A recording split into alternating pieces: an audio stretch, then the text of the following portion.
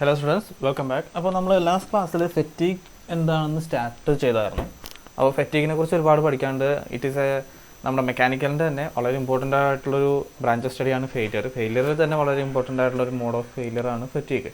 അപ്പോൾ ഫെറ്റീഗിനെ കുറിച്ച് നമ്മൾ ഇത്രയും കാര്യമായിട്ട് പഠിക്കാൻ കാരണം ഫെറ്റീഗ് എന്ന് പറയുന്നത് ഡക്റ്റൈൽ മെറ്റീരിയൽസിൽ പോലും വളരെ അബ്രപ്റ്റായിട്ട് വാണിംഗ് ഇല്ലാതെ ഫെയിലിയർ വരാനുള്ള ഒരു മെത്തേഡാണെന്ന് നമുക്ക് അറിയാം. നമ്മൾ പഠിച്ചിട്ടുണ്ട്, നമ്മൾ ഇന്നലെ കഴിഞ്ഞ ക്ലാസ്സിൽ പഠിച്ചു. അപ്പോൾ ഈ വക കാര്യങ്ങൾ നമ്മളെപ്പോഴും ഇങ്ങനെ നമുക്കെപ്പോഴും ഡേഞ്ചറസ് ആയിട്ടുള്ള സിറ്റുവേഷൻസ് ഒഴിവാക്കാനായിട്ട് ഫെറ്റീഗിൻ്റെ സ്റ്റഡി കൂടുതൽ ഹെൽപ്പ് ചെയ്യുന്നുള്ളതാണ്. അപ്പോൾ നമുക്കിന്ന് ഡയറക്റ്റ്ലി ഫെറ്റീഗ് എങ്ങനെയാണ് ഒരു മെറ്റീരിയലിൻ്റെ ഫെറ്റീഗ് ലിമിറ്റ് അല്ലെങ്കിൽ എൻഡ്യൂറൻസ് ലിമിറ്റ് എങ്ങനെയാണ് ടെസ്റ്റ് ചെയ്യണമെന്ന് നമുക്കിത് നോക്കാം. അപ്പോൾ ഫെറ്റീഗ് ടെസ്റ്റിംഗ് റിഗ് ആണ് ഈ കാണുന്നത്. ഇത് യൂഷ്വലി ചോദിക്കാറുണ്ട്, 7 മാർക്കിന് 8 മാർക്കിനൊക്കെ ചോദിക്കാറുണ്ട്. അപ്പോൾ ഒരു മെറ്റീരിയലിൻ്റെ ഫെറ്റീഗ് ടെസ്റ്റിംഗ് നടത്തി അതിൻ്റെ SN കർവ് എന്ന് പറഞ്ഞൊരു സാധനമുണ്ട്. നോക്കട്ടെ, SN കർവ് എന്ന് പറയുന്ന സാധനമുണ്ട്. ഈ സാധനം പ്ലോട്ട് ചെയ്യുമ്പോഴാണ് നമുക്ക് ഇതിൻ്റെ കംപ്ലീറ്റ് ആയിട്ടുള്ള ഫെറ്റീഗ് ലിമിറ്റുകളും കാര്യങ്ങളൊക്കെ അറിയാൻ പറ്റുക. അപ്പോൾ ഈ ഫെറ്റീഗിനെ കുറിച്ച് പ്രത്യേകം എന്താ, ഇതിൻ്റെ ലോഡ് അപ്ലൈ ചെയ്യുന്നതനുസരിച്ച് ഫെറ്റീഗിന് ഒരുപാട് സാധനങ്ങൾ ഡിപ്പെൻഡ് ചെയ്യും. ഇപ്പോൾ ടെമ്പറേച്ചർ, ഞാൻ കഴിഞ്ഞ ക്ലാസ്സിൽ ഒരു സാധനം വരച്ചായിരുന്നു. ഒരു സെക്കൻഡ്, നമ്മൾ ലാസ്റ്റ് ക്ലാസ്സിൽ വരച്ച ഫിഗറാണ്. അതായത് നമ്മളൊരു ടെസ്റ്റിംഗ് നടത്തുന്നത്, ഫെറ്റീഗ് ടെസ്റ്റിംഗ് എപ്പോഴും നടത്തുന്നത് ഒരു ബാറിനെ സിംപ്ലി സപ്പോർട്ടഡ് ആയിട്ട് കീപ്പ് ചെയ്യും. അതായത് ഒരു 2 ബെയറിംഗ് റോൾ ബെയറിങ്ങിൻ്റെ ഇടയിൽ കീപ്പ് ചെയ്തിട്ട് അതിൻ്റെ സെൻറ്ററിൽ നമ്മളൊരു ലോഡ് കൊടുക്കും. ദെൻ ആ ബാറിനെ റൊട്ടേറ്റ് ചെയ്യുമ്പോൾ ഈ ലോഡിൻ്റെ എഫക്റ്റ് കാരണം ഒരു ചെറിയ ബെൻഡിങ് അവിടെ ഉണ്ടാവും. വളരെ നോർമലായിട്ട് ഉണ്ടാവുള്ളൂ, ഇതുപോലെ ഇത്രയും വലിയ സാധനമൊന്നും ഉണ്ടാവില്ല, ചെറിയൊരു ബെൻഡിങ്. അപ്പോൾ ബെൻഡിങ് ഉണ്ടായി കഴിയുമ്പോൾ തന്നെ ഇതിൻ്റെ താഴേക്കിരിക്കുന്ന പോർഷൻ, അതായത് ഒരു പോർഷൻ ടെൻഷനിലും ഇലോങ്ങേറ്റഡ് ആയിട്ടുള്ള പോർഷൻ ടെൻഷനിലും കംപ്രസ്ഡ് ആയിട്ടുള്ള പോർഷൻ കംപ്രഷനിലും ആയിരിക്കും. അപ്പോൾ ദെൻ റൊട്ടേറ്റ് ചെയ്ത് കഴിഞ്ഞ് ഈ ഭാഗം മുകളിലെത്തുമ്പോൾ അത് ടെൻഷൻ മാറി അവിടെ കംപ്രഷൻ വരും. അപ്പോൾ സൈക്ലിക്കലി ലോഡ് ആക്ട് ചെയ്യുന്നുള്ളതാണ്. അപ്പോൾ ഇങ്ങനെയാണ് നമ്മൾ ഒരു ഫെറ്റീഗ് ടെസ്റ്റിംഗ് ഏറ്റവും സിമ്പിളായിട്ട് പറഞ്ഞു കഴിഞ്ഞാൽ ഇങ്ങനെയാണ് ഫെറ്റീഗ് ടെസ്റ്റിംഗ് നടത്തുക. അപ്പോൾ ഇങ്ങനെ നടത്തി ഇത് എന്താ സംഭവം, ഇങ്ങനെ നടത്തിയിട്ട് ഈ സാധനം ഇട്ട് കറക്കിക്കൊണ്ടേയിരിക്കും. അപ്പോൾ എത്ര നേരം ഇട്ട് കറക്കി ലാസ്റ്റ് ഇത് പൊട്ടിപ്പോവും. പ്രത്യേകിച്ച് ഇതൊന്നും ഇല്ലാണ്ട് ഒരൊറ്റ പൊട്ടലും കൂടി പൊട്ടും. അപ്പോൾ ആ പൊട്ടണത് എപ്പോഴാണെന്നും എത്ര നമ്പർ ഓഫ് സൈക്കിൾസ് എടുത്തു എന്നുള്ളതൊക്കെയാണ് നമ്മൾ നോട്ട് ചെയ്യുക. അപ്പോൾ നോക്കുക, ഫെറ്റീഗ് ടെസ്റ്റിംഗ് എന്ന് പറയുന്നത് അതിൻ്റെ ഇച്ചിരി കൂടി വൃത്തിയുള്ളൊരു സാധനമാണ്. ബട്ട് റെപ്രസെൻറ്റേഷനിൽ ഈ സാധനം ചെറിയൊരു കൺഫ്യൂഷൻ വരാൻ ചാൻസ് ഉണ്ട്. എസെൻഷ്യലി നേരത്തെ നമ്മൾ കാണിച്ച ഫിഗറും അതും ഒരേ സംഗതി തന്നെയാണ്. ഇവിടെ എന്താ ചെയ്യണതെന്ന് വെച്ച് കഴിഞ്ഞാൽ ലോഡ് അപ്ലൈ ചെയ്യുന്ന ബെയറിംഗ് ഹൗസിങ്ങുകൾ, അതായത് ഈ സിംപ്ലി സപ്പോർട്ടഡ് സാധനങ്ങൾ ചെറുതായിട്ട് ബെൻഡ് ചെയ്ത് എക്സെൻട്രിക് ആയിട്ടായിരിക്കും വെച്ചേക്കണം. അതിൻ്റെ എഫക്റ്റ് എന്തായിരിക്കും, ഈ സെൻറ്ററിൽ നമ്മളവിടെ ഒരു ലോഡ് കൊടുക്കാതെ അവിടെ ഒരു ലോഡ് തൂക്കിയിടുന്നതിന് ഇക്വലൻ്റ് ആയിരിക്കും. അതായത് ഇങ്ങനെ വളഞ്ഞിരിക്കുന്നത് കൊണ്ട് ഈ ബെയറിങ്ങിൽ ഈ സാധനം കറങ്ങുമ്പോൾ ഇത് ഇങ്ങനെയുള്ളൂ. ഈ സാധനം ഇവിടെ ഈ ഷാഫ്റ്റ് സ്പെസിമെൻ ഇവിടെ കിടന്ന് കറങ്ങുമ്പോൾ എന്താ പറ്റണതെന്ന് വെച്ച് കഴിഞ്ഞാൽ ഈ സെൻറ്റർ പോർഷനിൽ ഒരു ലോഡ് വരും. നിങ്ങൾക്ക് ഓൾറെഡി അതറിയാൻ പറ്റും, കണ്ടാൽ തന്നെ അറിയാം. ചെറുതായിട്ട് ഇതൊന്ന് ടേപ്പർ ചെയ്തിട്ടുണ്ടാവും. കാരണം നമുക്ക് ഈ സെൻറ്ററിൽ തന്നെ നമ്മുടെ ഫെറ്റീഗ് ക്രാക്ക് വരാനായിട്ട്, അല്ലെങ്കിൽ ചിലപ്പോൾ ഇങ്ങനെ ഡയഗണലായിട്ടൊക്കെ വല്ല കട്ട് വന്നു കഴിഞ്ഞാൽ പ്രശ്നമാവും, നമ്മൾ ഇതുപോലെ യൂണിഫോം ബാർ എടുത്തു കഴിഞ്ഞാൽ. ഓക്കെ, അപ്പോൾ അതാണ് സംഭവം. അപ്പോൾ സ്പെസിമെൻ നമ്മൾ ചെറുതായിട്ട് ടേപ്പർ ചെയ്ത സ്പെസിമെൻ ഉണ്ടാവും. ദെൻ ബെയറിംഗ് ഹൗസിങ്ങൾ ചെറുതായിട്ട് എക്സെൻട്രിക്കലി ഒരു ആംഗിളിലായിരിക്കും ലോഡ് ചെയ്യുക. ദെൻ ഈ ബെയറിങ്ങും ഒരു ലോഡ് കൊടുത്തിട്ടുണ്ടാവും. ആ ബെയറിങ്ങിൻ്റെ ബെൻഡ് അനുസരിച്ചിട്ടാണ് അവരുടെ ലോഡ് കാൽക്കുലേറ്റ് ചെയ്യുക. ഇതാണ് നമ്മൾ ആക്ച്വൽ ടെസ്റ്റ് റിഗ്. അപ്പോൾ ദെൻ ഒരു ഫ്ലെക്സിബിൾ കപ്ലിങ് വെച്ചിട്ട്, കാരണം ഇത് നമുക്ക് ഇങ്ങനെയും ഇതിൻ്റെ ഷാഫ്റ്റ് കറങ്ങണ മോട്ടറിൻ്റെ ഷാഫ്റ്റ് നേരെ ഇതിൻ്റെ ഷാഫ്റ്റ് താഴോട്ടാണെന്നുണ്ടെങ്കിൽ നേരെ നടക്കില്ല. അപ്പോൾ നമ്മൾ മെക്കാനിക്കലായിട്ട് നിങ്ങൾ കപ്ലിംഗ് ഒക്കെ ഇങ്ങനെ പഠിക്കും. ഫ്ലെക്സിബിൾ കപ്ലിങ് വെച്ചിട്ട് നമ്മൾ ഒരു ഹൈ സ്പീഡ് റോട്ടർ വെച്ചിട്ട് കറക്കും. അതാണ് സംഭവം. അപ്പോൾ എന്താ സംഭവം എന്ന് വെച്ച് കഴിഞ്ഞാൽ ഇതിൻ്റെ ലോഡ് അനുസരിച്ച് ഈ സാധനം കുറേ കറങ്ങി കഴിയുമ്പോൾ നടുക്ക് വെച്ച് അങ്ങോട്ട് പൊട്ടും. ഓക്കെ, ഈ പൊട്ടുന്ന സമയത്ത്, അതായത് ഫസ്റ്റ് കറക്കുമ്പോൾ അതിൽ എത്ര നമ്പർ ഓഫ് സൈക്കിൾസ്, എത്ര തവണ ഇത് കറങ്ങി, ഇത് പൊട്ടുന്നതിന് മുമ്പ് എത്ര തവണ കറങ്ങി എന്നുള്ളത് നമ്മൾ നോട്ട് ചെയ്യും, ലോഡ് നോട്ട് ചെയ്യും.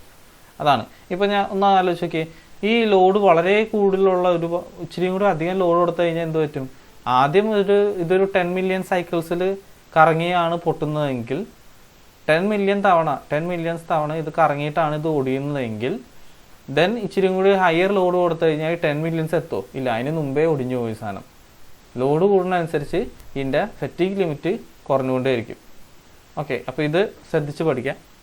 ഇത് ഞാൻ പിന്നെയും പറയാം, നമ്മുടെ സ്ലൈഡ് നോക്കി ഒരുപാട് കാര്യങ്ങളൊന്നും പഠിക്കാൻ നിൽക്കരുത്. അതിലെപ്പോഴും കൺസൈസ് ആയിട്ടായിരിക്കും ഉണ്ടാവുക. നിങ്ങൾ ടെക്സ്റ്റ് തന്നെ റെഫർ ചെയ്തിരിക്കണം.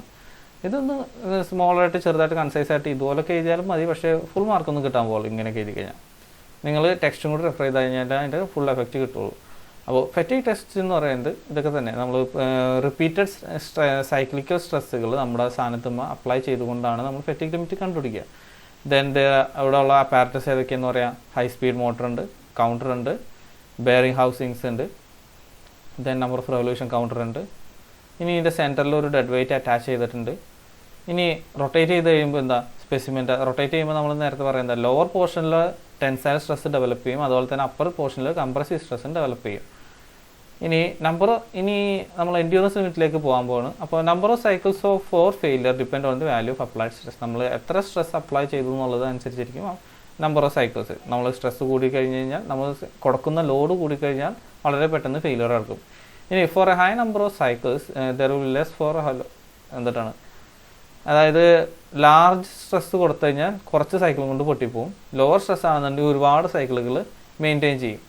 അപ്പോൾ ഒരു സെർട്ടൺ എമൗണ്ട് ഓഫ് സ്ട്രെസ് കൊടുത്തു കഴിഞ്ഞാൽ, അതായത് ഒരു സെർട്ടൺ നമ്പർ ഓഫ് സ്ട്രെസ് കൊടുത്തു കഴിഞ്ഞാൽ, അതായത് എന്താ പറയുക, ഒരു ചെറിയ വാല്യൂ സ്ട്രെസ് കൊടുത്തതെന്ന് വെച്ചോ, ഒരു ഇൻഫിനിറ്റ് നമ്പർ ഓഫ് സൈക്കിൾസ് കിടന്ന് കറങ്ങിക്കഴിഞ്ഞാലും ഈ സാധനം ഒടിയില്ല എന്ന് നമുക്ക് ഇൻഫർ ചെയ്യാൻ പറ്റും. ഓക്കെ, നമുക്ക് ഈ ഷാഫ്റ്റൊക്കെ ഇതുപോലെ ഒടിയില്ല എന്ന് നമുക്ക് ഇൻഫർ ചെയ്യാൻ പറ്റും. ഈ സാധനത്തിനാണ് നമ്മൾ എൻഡ്യൂറൻസ് ലിമിറ്റ് അല്ലെങ്കിൽ ഫെറ്റിക് ലിമിറ്റ് എന്ന് പറയാം. അപ്പോൾ ഫെറ്റിക് ലിമിറ്റ് അല്ലെങ്കിൽ എൻഡ്യൂറൻസ് ലിമിറ്റ് എന്താണ് പല തരത്തിൽ നമുക്ക് ഡിഫൈൻ ചെയ്യാൻ പറ്റും. എന്താ സംഭവം എന്ന് മനസ്സിലാക്കാൻ പറ്റും. ഇപ്പോൾ ഒരു സെക്കൻഡ് സാധനം മാറ്റട്ടെ. ഓക്കെ, അപ്പോൾ ഫെറ്റിക് ലിമിറ്റ് അല്ലെങ്കിൽ എൻഡ്യൂറൻസ് ലിമിറ്റ് എന്താണെന്ന് വെച്ച് കഴിഞ്ഞാൽ, നമ്മൾ പറയേണ്ടത് എന്താണ്, as the number of cycles for fail, when a load is applied on a shaft and it is rotated, fatigue will happen, and after a certain number of cycles failure will occur. And for a higher amount of stress, the number of cycles to failure will be less, and for a lower amount of stress, the number of cycles before failure will be large in number. But for a certain amount of stress, even with infinite number of cycles, the failure will not occur. അതായത് ഒരു certain amount of stress കൊടുത്തു കഴിഞ്ഞാൽ even infinite number of cycles പോയി കഴിഞ്ഞാലും നമുക്ക് ഈ സാധനം failure ആവുമെന്ന് നമുക്ക് പറയാൻ പറ്റത്തില്ല. അപ്പോൾ അതിനെയാണ് നമ്മൾ, ആ എമൗണ്ട് ഓഫ് സ്ട്രെസ്സിനെയാണ് നമ്മൾ എൻഡ്യൂറൻസ് ലിമിറ്റ് അല്ലെങ്കിൽ ഫെറ്റിക് ലിമിറ്റ് എന്ന് പറയാം. അപ്പോൾ ഒരു ഷാഫ്റ്റ് നമ്മൾ ലോഡ് ചെയ്യണം. ഇപ്പോൾ ഈവൻ അതൊരു മോട്ടറിൻ്റെ ഷാഫ്റ്റ് ആയിക്കോട്ടെ, ഒരു എഞ്ചിൻ്റെ ഷാഫ്റ്റ് ആയിക്കോട്ടെ, എഞ്ചിൻ്റെ ക്രാങ്ക് ഷാഫ്റ്റ് ആയിക്കോട്ടെ, ദെൻ വണ്ടിയുടെ ആക്സിൽ ആയിക്കോട്ടെ, അല്ലെങ്കിൽ ക്രെയിനിൻ്റെ ലിവർ ആയിക്കോട്ടെ, എന്ത് സാധനം ആയിക്കോട്ടെ, അതിലേക്ക് നമ്മൾ ലോഡ് ചെയ്യുമ്പോൾ എപ്പോഴും എൻഡ്യൂറൻസ് ലിമിറ്റിന് താഴെ ആയിരിക്കും നമ്മൾ ലോഡ് ചെയ്യുക. എൻഡ്യൂറൻസ് ലിമിറ്റിന് മുകളിൽ പോയി കഴിഞ്ഞാൽ എന്ത് പറ്റും, at a certain amount of stress it will break. എന്തെങ്കിലും ഒരു certain amount of number of cycles കഴിഞ്ഞാൽ എന്തായാലും ഇത് പൊട്ടിപ്പോകും. അപ്പോൾ എൻഡ്യൂറൻസ് ലിമിറ്റിന് താഴെ ആയി കഴിഞ്ഞാൽ ഇൻഫിനിറ്റ് നമ്പർ ഓഫ് സൈക്കിൾസ് കഴിഞ്ഞാലും പൊട്ടില്ല എന്നുള്ളതാണ്. ബട്ട് ആസ് സച്ച് ശരിക്കും പറഞ്ഞാൽ നമുക്ക് ഇൻഫിനിറ്റ് നമ്പേഴ്സ് ഓഫ് സൈക്കിൾ ഇതെങ്ങനെ നമ്മൾ ടെസ്റ്റ് ചെയ്യണമെന്ന് പറഞ്ഞാൽ, ഈ സംഭവം ഇതിലിട്ട് കറക്കിയിട്ടല്ലേ നമ്മൾ ടെസ്റ്റ് ചെയ്യണം. അപ്പോൾ ഇൻഫിനിറ്റ് നമ്പർ ഓഫ് സൈക്കിൾസ് കഴിഞ്ഞാലും പൊട്ടോ ഇല്ല എന്നുള്ളത് നമ്മളിങ്ങനെ എങ്ങനെ അറിയും? അപ്പോൾ അതിന് വേണ്ടിയിട്ട് കുറച്ച് പരിപാടി ഉണ്ട്. നമ്മൾ എപ്പോഴും 10⁶ സൈക്കിൾസാണ് നമ്മളെടുക്കുക. അതായത് 10 മില്യൺ സൈക്കിൾസാണ് നമ്മളെടുക്കുക. 10 മില്യൺ സൈക്കിൾസ് കഴിഞ്ഞിട്ട് മുട്ടിയില്ലാന്നുണ്ടെങ്കിൽ ഇൻഫിനിറ്റ് ആയിക്കോളും എന്നങ്ങോട്ട് വിചാരിക്കും നമ്മൾ. അതാണ് സംഭവം. ഓക്കെ, അപ്പോൾ ഈ സംഭവം ചെയ്യണത് നമ്മുടെ മാക്സിമം സ്ട്രെസ് ഉണ്ടല്ലോ, നമ്മൾ അപ്ലൈ ചെയ്യുന്ന സൈക്ലിക്കൽ ലോഡിൽ maximum amplitude of stress sigma max എന്ന് പറയുന്നത് നമ്മുടെ ഈ എൻഡ്യൂറൻസ് ലിമിറ്റിനെ അപേക്ഷിച്ച് അതിൻ്റെ സ്റ്റാറ്റിക് ടെൻസൈൽ സ്ട്രെസ്സിനേക്കാളും, അതെന്താണ് യങ്സ് മോഡുലസിനേക്കാളും ഒരു 2/3 ഓഫ് എബോവ് ആയിരിക്കും. 2/3 of orders of magnitude above ആയിരിക്കും. അതായത് ഇതിൻ്റെ ഒരു മുക്കാൽ എന്ന് പറഞ്ഞാൽ 2/3 ടൈംസ് എബോവ് ആയിരിക്കും നമ്പർ ഓഫ് സൈക്കിൾസ് വരെ. പക്ഷേ എപ്പോഴും നമ്മൾ കൗണ്ട് ചെയ്യണത് ഇത് വെച്ചിട്ടാണെന്നുള്ളൂ. അപ്പോൾ എന്നിട്ട് ഈ സാധനം അതർ സ്പെസിമെൻസിന് റിപ്പീറ്റ് ചെയ്ത് പ്രോഗ്രസീവായിട്ട് നമ്മൾ അതായത് നമ്മൾ ഈ ടെസ്റ്റ് സ്റ്റാർട്ട് ചെയ്യുമ്പോൾ നമ്മൾ യങ്സ് മോഡുലസിൻ്റെ 2/3 വെച്ചിട്ട് സ്റ്റാർട്ട് ചെയ്യും മാക്സിമം സ്ട്രെസ്. എന്നിട്ട് പയ്യെ അപ്പോൾ ഇത്ര നമ്പർ ഓഫ് സൈക്കിൾസ് കഴിയുമ്പോൾ ഒടിയും. ദെൻ നമ്മൾ അതിൻ്റെ മാഗ്നിറ്റ്യൂഡ് കുറയ്ക്കും. അങ്ങനെ കുറച്ച് വന്ന് അങ്ങനെ ഓരോ സ്ട്രെസ് കഴിയുമ്പോഴേക്കും ഓരോ സ്ട്രെസ് നമ്മൾ അപ്ലൈ ചെയ്യും. ആദ്യം 2/3 ആക്കും, ദെൻ ഒരു ഇച്ചിരി കുറയ്ക്കും അതിൽ നിന്ന്. അങ്ങനെ കുറച്ച് ഓരോ സ്റ്റെപ്പിലും എത്ര നമ്പർ ഓഫ് സൈക്കിൾസ് എടുക്കും ഫെയിലിയറിന് നമ്മൾ നോക്കും. അപ്പോൾ ആ നമ്പർ ഓഫ് വാല്യൂസ് നമ്മൾ എസ് എൻ കർവിൽ നോക്കും. അതായത് എസ് എന്ന് പറയുന്നത് സ്ട്രെസ്സും എൻ എന്ന് പറയുന്നത് നമ്പർ ഓഫ് സൈക്കിൾസ് ടു ഫെയിലിയറുമാണ്. അപ്പോൾ ഇത് വച്ചിട്ട് നമ്മളൊരു ഡയഗ്രാം വരയ്ക്കും. അതായത് ഒരു ലോഗരിതമിക് ചാർട്ടിൽ ഒരു ഡയഗ്രാം വരയ്ക്കും. ലോഗരിതമിക് ചാർട്ട് എന്ന് പറയാൻ കാരണം ഇവിടെ ട്രെൻഡിൻ്റെ പവേഴ്സിലായിരിക്കും ഒരു ആക്സിസ് വരാം. അപ്പോൾ സ്ട്രെസ് ആംപ്ലിറ്റ്യൂഡ് വൈ ആക്സിസിലും എക്സ് ആക്സിസിൽ ലോഗരിതമിക് സ്കെയിലിൽ നമ്പർ ഓഫ് സൈക്കിൾസും വരും, നമ്പർ ഓഫ് സൈക്കിൾസ് ഫെയിലിയറും വരും. അപ്പോൾ ഹൈ സ്ട്രെസ് ആണെന്നുണ്ടെങ്കിൽ വളരെ ചെറിയ കണ്ട ഇപ്പോൾ ഒരു 10⁻³ ഓർഡർ ഓഫ് മാഗ്നിറ്റ്യൂഡിൻ്റെ ഇടയിൽ സാധനം പൊട്ടിപ്പോവും. ദെൻ എന്ത് പറ്റും, ഇച്ചിരിയും കൂടി സ്ട്രെസ് കുറച്ച് കഴിഞ്ഞാൽ ഒരു 10⁻⁴ 10⁻⁵ ഇടയിൽ വരും. അങ്ങനെ കുറച്ച് വന്നിട്ട് എബോവ് 10⁻⁶ വരുന്നത് എവിടെയാണെന്ന് നോക്കും. കണ്ട അതായത് 10 മില്യൺ സൈക്കിൾസിൻ്റെ എബോവ് വന്നത് എവിടെയാണെന്ന് നോക്കും. അപ്പോൾ ആ റേഞ്ചിൽ വരുന്ന സ്ട്രെസ്സിനോട് ആ സ്ട്രെസ്സിന് കറസ്പോണ്ടിങ് ആയിട്ട് നമ്മളൊരു വാല്യൂ വരച്ച് കഴിഞ്ഞാൽ അപ്പോൾ അതായിരിക്കും നമ്മുടെ ഫെറ്റീഗ് ലിമിറ്റ് അല്ലെങ്കിൽ എൻഡ്യൂറൻസ് ലിമിറ്റ്. അപ്പോൾ യൂഷ്വലി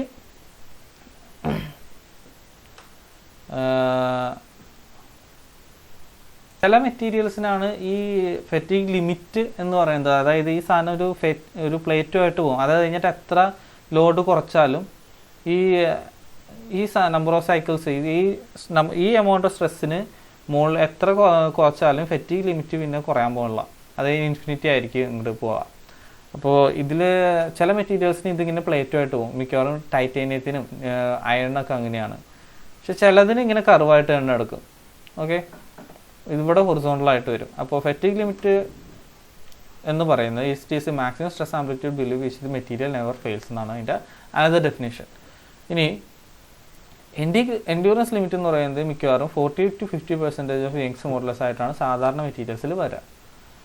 ഓക്കെ, ദെൻ ഈ സാധനം എന്ന് പറയുന്നത് നമ്മൾ ചില മെറ്റീരിയൽസിനാണെങ്കിൽ പ്ലേറ്റ് ആവുള്ളൂ. പക്ഷെ ചില മെറ്റീരിയൽസിന് നമ്മൾ സ്ട്രെസ് കുറച്ചുകൊണ്ടിരുന്നാലും ഈ പറഞ്ഞ സാധനം ഇങ്ങനെ കുറഞ്ഞ നമ്പർ ഓഫ് എത്രയെങ്കിലും പോയി കഴിഞ്ഞാൽ കുറേ കഴിയുമ്പോൾ എന്തായാലും ഇത് ഫെയിലാവും. ബട്ട് നമ്മൾ നമ്മുടെ ലിമിറ്റിന് വേണ്ടി ഒരു 10⁻⁷ ഇടയിലൊക്കെ ആയിട്ട് നമ്മൾ ഫെറ്റീഗ് സ്ട്രെസ് ലിമിറ്റ് എടുക്കും. അപ്പോൾ ചില മെറ്റീരിയൽസിന് ഇതാണ് പറയുന്നത്, ഫെറ്റീഗ് ലിമിറ്റ് ഉണ്ടാവില്ല. Fatigue ultimately takes place regardless of magnitude of stress. എത്ര കുറച്ചാലും അവസാനം ഫെറ്റീഗിൻ്റെ ഫെയിലിയർ ഉണ്ടാവും. അപ്പോൾ ഫെറ്റീഗ് സ്ട്രെങ്ത് ഈസ് ഡിഫൈൻ.